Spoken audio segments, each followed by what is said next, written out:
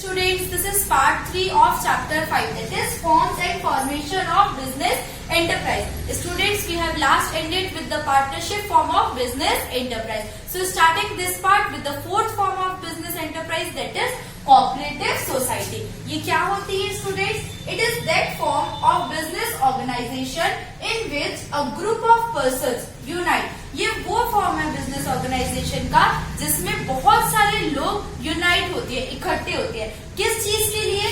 To utilise their own resources. जितने भी resources उनके पास अवेलेबल है, वो whether it is financial resource, वो अपने कैपिटल से भी हेल्प कर सकते हैं, या तो फिर उनके पास जो रॉ मटेरियल अवेलेबल है वो, उनकी स्किल्स, तो ये जितने भी रिसोर्सेज है उन सारे रिसोर्सेज का बेस्ट यूटिलाइजेशन करने के लिए on the basis of equality. Equality means की without any discrimination of caste, creed, religion. इसमें किसी भी टाइप का कोई भी डिस्क्रिमिनेशन नहीं होता है. आप किसी भी कास्ट के हो, आप किसी भी रिलीजन के हो, हम सब यूनाइट होंगे, हम सब इकट्ठे होंगे अपने रिसोर्सेज का बेस्ट यूटिलाइजेशन करने के लिए for the promotion of economic interest of themselves through mutual action.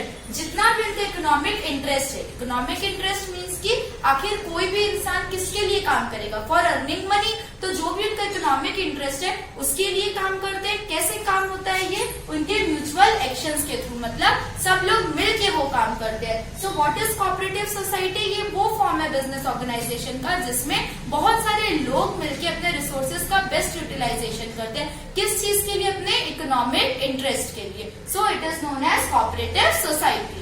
Now these are the characteristics, advantages and disadvantages of cooperative society. So first characteristic is service motive. जितनी भी cooperative societies होती है उनका सबसे पहला मोटिव क्या होता है? उनको अपनी सर्विसेज प्रोवाइड करनी होती है.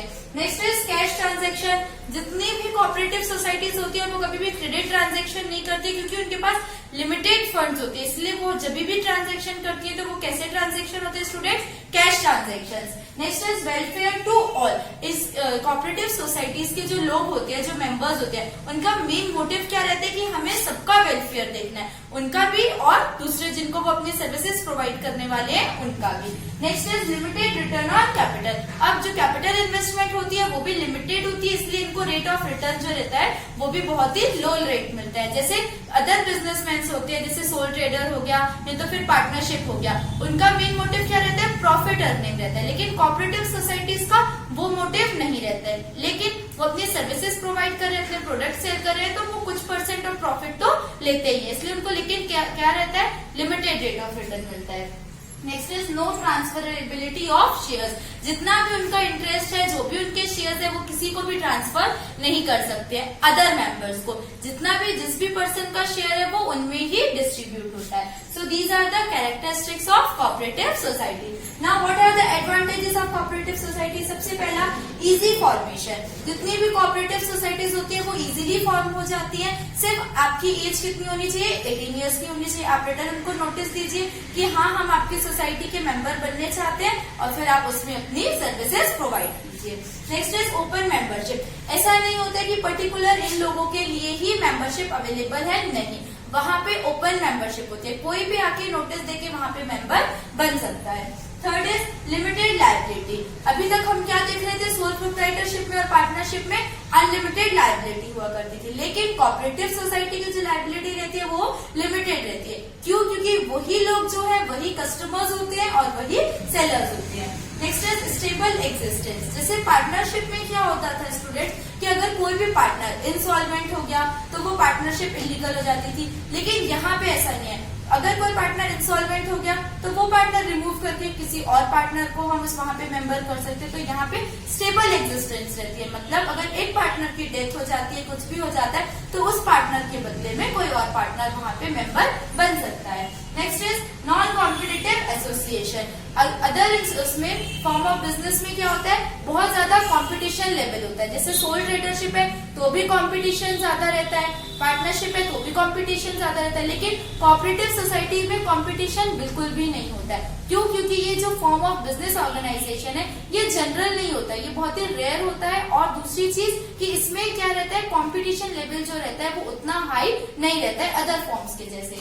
Next is low operating cost. इसकी जो कॉस्ट रहती है वो भी कम कम रहती है। कॉस्ट से हम क्या समझते हैं कि जो भी एडवर्टाइजिंग का जो भी खर्चा होता है वो चीज इनको यहाँ पे पे नहीं करनी होती है, या जितने भी अदर फॉर्म्स करते हैं जो एडवर्टीजमेंट करने के लिए जो भी इनकी प्रोसीजर्स रहती है तो वो इनको यहाँ पे करने की जरूरत नहीं होती है। इसीलिए इनकी जो ऑपरेटिंग कॉस्ट होती है वो बहुत ही लो रहती है। So these are the advantages of cooperative society. Now what is disadvantage? सबसे पहला डिसएडवांटेज क्या है? Lack of management ability. अब डिफरेंट टाइप्स के लोग हैं या डिफरेंट वैरायटी ऑफ पर्सन है यहाँ पे, तो जरूरी थोड़ी है कि सबकी मैनेजरियल एबिलिटी सेम हो। इसीलिए यहाँ पे क्या होता है, कई बार ऐसा होता है कि जो मैनेजरियल एबिलिटी होती है, मैनेज करने का जो भी उनका तरीका होता है वो बहुत ही लो रहता है। Next is lack of secrecy. अब इतने सारे लोग जब मिलके यहाँ पे काम कर रहे हैं तो यहाँ पे सीक्रेसी मेंटेन करना बहुत ही इम्पॉसिबल हो जाता है, वो यहाँ पे अच्छे से मेंटेन नहीं हो पाती, क्योंकि जितने भी डिसीजंस होंगे वो सब लोग मिलके रहते हैं, इसीलिए सबको सारे डिसीजंस राइट सारी चीजें पता होती है। Next is lack of service motive. अब आज के टाइम पे आप देख रहे हैं कि आज का टाइम ऐसा है कि कोई भी इंसान विदाउट मनी या विदाउट प्रॉफिट के किसी के लिए भी कोई काम करने के लिए रेडी नहीं होता है। तो कई बार होता है कि लोगों के अंदर की जो सर्विस मोटिव होती है वो भी धीरे धीरे खत्म होती चली जाती है। Next is conflict among members. कई बार होता है कि अब इतने सारे लोग मिलके काम कर रहे हैं तो जैसे पार्टनरशिप में भी एक दूसरे के साथ हमारे आइडियाज हमारे थॉट्स मैच नहीं हो रहे हैं, तो सेम ऐसे ही कोऑपरेटिव सोसाइटी में भी होता है, अगर किसी का ओपिनियन किसी के साथ मैच नहीं हो रहा है तो काफी बार डिस्प्यूट्स भी अराइज हो जाते हैं। Next is slow progress. इसी की वजह से कॉन्फ्लिक्ट अराइज होने की वजह से अगर एक दूसरे के ओपिनियंस एक दूसरे के थॉट्स एक दूसरे के साथ मैच नहीं होंगे तो क्या होता है, डिसीजंस लेने में भी टाइम लगता है। इसीलिए कोऑपरेटिव सोसाइटी की जो प्रोग्रेस होती है वो भी काफी बार स्लो हो जाती है। So these are the disadvantages of cooperative society. So students, we have completed the fourth form of business organisation, that is cooperative society. Now we will continue with the company form of business enterprise. The fifth and the last form of business is company. क्या होता है students company? A company is a voluntary association of persons. Company क्या है? Company एक voluntary association है। किसका? लोगों का, पर्सन्स का। वॉलेंट्री एसोसिएशन से हम क्या समझते हैं स्टूडेंट? वो पर्सन जो एक एग्रीमेंट के थ्रू एक ग्रुप बनाते हैं, एक ऑर्गेनाइजेशन बनाते हैं, रिकॉग्नाइज्ड बाय लॉ, मतलब कि लॉ के अंडर रजिस्टर्ड होते हैं। हैविंग अ कॉमन सील, इनकी कंपनी की क्या होती है? एक कॉमन सील होती है, मतलब जितने भी मेंबर्स होते हैं वो अपनी सेपरेट सील नहीं लगाते, कंपनी की एक अलग से पर्टिकुलर कॉमन सील होती है।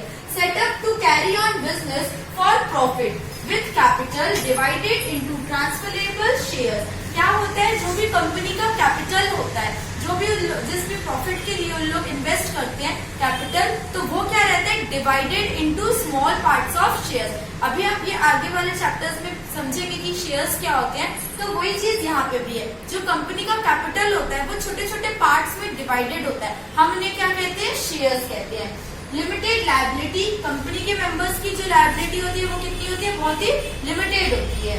परपेचुअल सक्सेशन मतलब कि कंटिन्यूअस सक्सेशन। अगर कोई भी पार्टनर रिटायर हो रहा है, इंसॉल्वेंट हो रहा है या जो भी हो रहा है, एक पार्टनर अगर जा रहा है, एक मेंबर जा रहा है, तो कंपनी कभी भी बंद नहीं होती है, वो कंटिन्यूअसली चलती ही रहती है।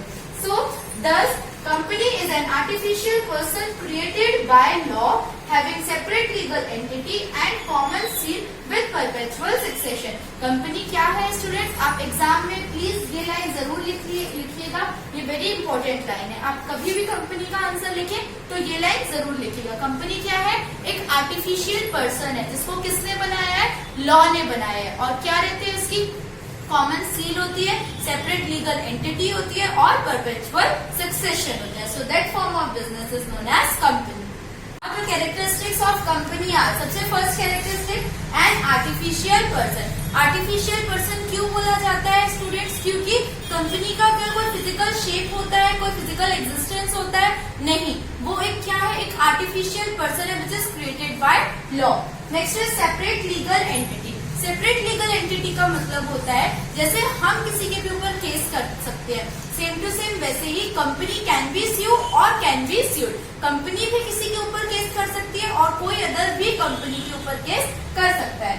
Next is limited liability. Company के जो मेंबर्स होते हैं, जो उनकी लायबिलिटी होती है वो बहुत ही लिमिटेड होती है। Next is perpetual succession. Perpetual succession, as I have told you earlier also, continuous succession. अगर कोई भी एक मेंबर जाता है तो कंपनी बंद नहीं होती है, उसके बदले में कोई और न्यू मेंबर का अपॉइंटमेंट होता है. Next is common seal. Company की क्या होती है, एक पर्टिकुलर कॉमन सील होती है जिसमें कंपनी का नेम एनग्रेव होता है.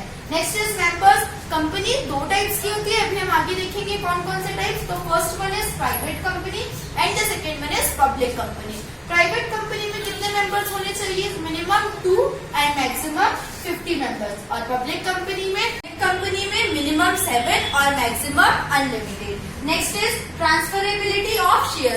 कंपनी का जो कैपिटल होता है वो छोटे छोटे पार्ट्स में डिवाइडेड होता है, जिसको हम क्या बोलते हैं स्टूडेंट, शेयर्स बोलते हैं. तो ये जो शेयर्स होते हैं उसको हम ट्रांसफर कर सकते हैं. जैसे हमने पार्टनरशिप में देखा था कि जो भी पार्टनरशिप का इंटरेस्ट होता है, शेयर होता है, वो ट्रांसफर नहीं किया जा सकता है. बट कंपनी में ऐसा नहीं होता है. जो कंपनी के शेयर्स होते हैं it can be transferred. So these are the characteristics of a company. This is the classification of company. Company basically 5 types में डिवाइडेड होती है. सबसे फर्स्ट क्या है, according to method of incorporation. Incorporation के मेथड में कितने टाइप्स में है, 3 types. The first one is chartered company, second is statutory company and the third is incorporated under Act 1956. Chartered company कौन सी होती है स्टूडेंट्स, वो कंपनी जो किसी भी रॉयल चार्टर ने बनाई होती है या किसी भी किंग ने बनाई होती है. तो इसका एग्जांपल क्या है, ईस्ट इंडिया कंपनी. ये कौन सी कंपनी है, चार्टर्ड कंपनी. नेक्स्ट कौन सी है, स्टैट्यूटरी कंपनी. स्टैट्यूटरी कंपनी कौन सी होती है, वो कंपनी जो किसी भी स्पेशल एक्ट के अंडर रजिस्टर्ड होती है. तो इसका हम एग्जांपल ले लेते हैं RBI, reserve bank of India. Next क्या है, इनकॉर्पोरेटेड अंडर एक्ट 1956. और जितनी भी कंपनीज है वो किसके अंडर रजिस्टर्ड होती है, 1956 एक्ट के अंदर. तो ये किस बेसिस पे है, मेथड ऑफ इनकॉर्पोरेशन. नेक्स्ट क्या है, अकॉर्डिंग टू लायबिलिटी. अब लायबिलिटी के बेसिस में भी 2 पार्ट्स में है. First limited liability and the second is unlimited liability. Limited liability company कौन सी रहती है, जहाँ के मेंबर्स, जिस कंपनी के मेंबर्स की जो लायबिलिटी होती है वो लिमिटेड होती है. और अनलिमिटेड लायबिलिटी कंपनी कौन सी होती है, जिनके मेंबर्स की लायबिलिटी क्या रहती है, अनलिमिटेड होती है.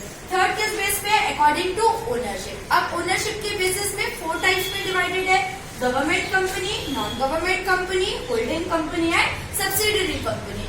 गवर्नमेंट कंपनी कौन सी होती है स्टूडेंट्स, वो कंपनी जिसके 51% या 51% से ज्यादा शेयर किसके होते हैं, सेंट्रल गवर्नमेंट या तो फिर स्टेट गवर्नमेंट के पास रहते हैं. मतलब उसके होल्डर्स कौन रहते हैं, स्टेट गवर्नमेंट या central government. Non government company कौन सी रहती है, जिसके 51 या 51% से ज्यादा शेयर इनके पास नहीं होते हैं.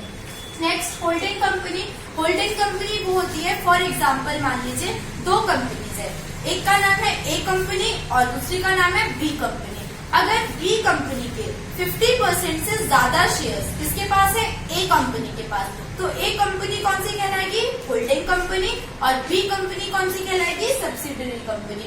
मतलब होल्डिंग कंपनी वो जो किसी दूसरी कंपनी के 50% या 50% से ज्यादा शेयर्स को होल्ड करती है, और सब्सिडरी कंपनी वो जिसके शेयर दूसरी कंपनी होल्ड करती है, तो वो कौन सी होती है, सब्सिडरी कंपनी. तो ये किस बेसिस पे है, ओनरशिप के बेसिस पे. नेक्स्ट क्या है, नेशनैलिटी के बेसिस पे. इसके बेसिस पे कितने टाइप्स में है, 2 टाइप्स में है. फर्स्ट क्या है, डोमेस्टिक कंपनी, और सेकंड क्या है, फॉरेन कंपनी. डोमेस्टिक मतलब कि वो कंपनी जो इंडिया के अंदर बनी है और इंडिया के अंदर ही काम करती है, मतलब किसी भी कंट्री के अंदर काम करती है. फॉरेन कंपनी कौन सी होती है, फॉरेन कंपनी वो होती है जो आउटसाइड द कंट्री होती है, मतलब किसी और कंट्री में स्टैब्लिश हुई है बट रन वो अपनी कंट्री में भी करती है. सो ये किस बेसिस पे है, नेशनैलिटी के बेसिस पे. नेक्स्ट क्या है, पब्लिक इंटरेस्ट. पब्लिक इंटरेस्ट के बेसिस में 2 टाइप्स है, प्राइवेट कंपनी और पब्लिक कंपनी. प्राइवेट कंपनी कौन सी होती है, जिसके मेंबरशिप की जो लिमिटेशंस होती है वो कम रहती है. इसमें क्या रहता है, minimum 2 members and maximum 50 members. तो वो कौन सी रहती है, प्राइवेट कंपनी. और प्राइवेट कंपनी की कुछ कंडीशंस होती है, जैसे कि इस जो कंपनी होती है इनको अपने लास्ट में, नेम के लास्ट में क्या लगाना रहता है, प्राइवेट लिमिटेड वर्ड यूज करना रहता है. जैसे ए, तो यहाँ पे इनको क्या लिखना पड़ेगा, प्राइवेट लिमिटेड कंपनी. तो वो प्राइवेट कंपनीज कहलाती है. पब्लिक कंपनीज कौन सी होती है, जिसके मिनिमम मेंबर्स कितने होते हैं, 7, और मैक्सिमम क्या होता है, अनलिमिटेड.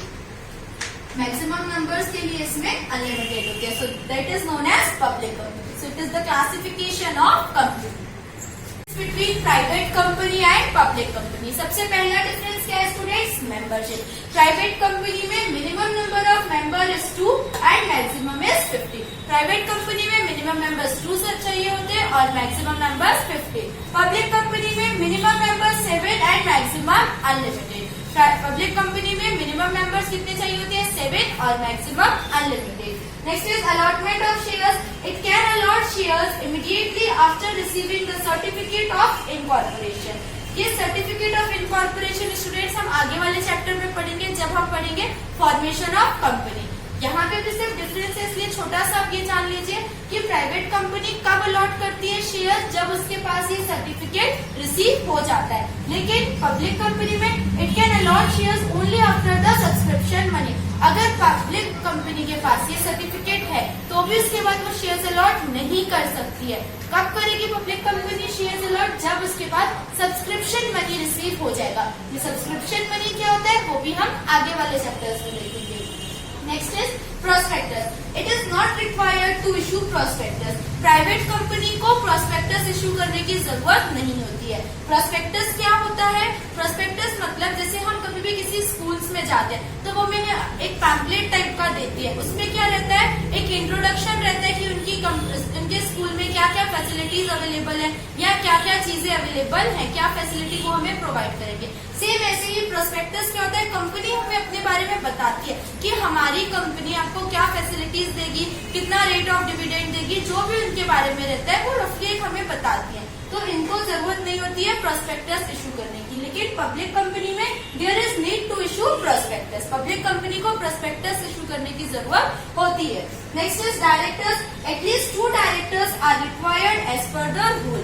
प्राइवेट कंपनी में कितने डायरेक्टर्स होने चाहिए? 2 और पब्लिक कंपनी में at least 3 directors are required. Public company में कितने डायरेक्टर्स चाहिए होती है? 3 directors. Next transferability. Now private company में transfer of shares is restricted. Private company के लोग एक दूसरे को अपने शेयर्स ट्रांसफर नहीं कर सकते, लेकिन पब्लिक कंपनी में it can easily transfer it shares. Public company के जो मेंबर्स होते हैं अपने शेयर्स को एक दूसरे को ट्रांसफर कर सकते हैं। Next is retirement. The directors need not retire bye rotation. Private company में जो डायरेक्टर्स होते हैं वो रोटेशन के थ्रू रिटायर नहीं होते हैं, लेकिन पब्लिक कंपनी में 1/3 directors must retire bye rotation. मतलब कि फॉर एग्जांपल मान लीजिए किसी कंपनी में डायरेक्टर्स कितने, अभी हमने देखा था कि यहाँ पे कितने डायरेक्टर्स होने चाहिए? 2 और यहाँ पे कितने होने चाहिए? 3 डायरेक्टर्स होने चाहिए। तो 1/3 यहाँ के जो मेंबर होंगे, जो डायरेक्टर्स होंगे वो रिटायर हो जाएंगे और जो बाकी के 2 हैं वो रहेंगे। फिर एक न्यू डायरेक्टर आएगा, फिर उसके बाद 1/3 रिटायर होगा, फिर जो बाकी के हैं वो रहेंगे। मतलब पब्लिक कंपनी में रोटेशन के थ्रू रिटायरमेंट होता है। Next is word limited. It must use the word private limited at the end of its name. Private company का जो भी नेम है उसके एंड में क्या लिखा होना चाहिए? Private limited. पब्लिक कंपनी में ऐसा कोई रूल नहीं होता है। यहाँ पे क्या लिखा होना चाहिए? It is required to use the word limited. Simply बस हमें यहाँ पे क्या लिख देना है? Word limited. Next is turnover. If annual turnover exceeds ₹1 crore it is converted into public company. अगर प्राइवेट कंपनी का जो एनुअल टर्नओवर है, मतलब ईयरली जो उनका टर्नओवर है, अगर वो 1 करोड़ से ज्यादा का हो जाता है तो वो ऑटोमेटिकली प्राइवेट कंपनी से पब्लिक कंपनी बन जाएगी। लेकिन पब्लिक कंपनी में the annual turnover does not effect. यहाँ का पब्लिक कंपनी का टर्नओवर कितना भी हो तो वो यहाँ पे अफेक्ट कुछ भी नहीं होगा। So students, this is the difference between private company and public company. इस पार्ट को हम यही एंड करते हैं। इसके आगे का पोर्शन हम पार्ट 4 में कवर करेंगे। Next we will meet with part 4। Thank you for watching my videos.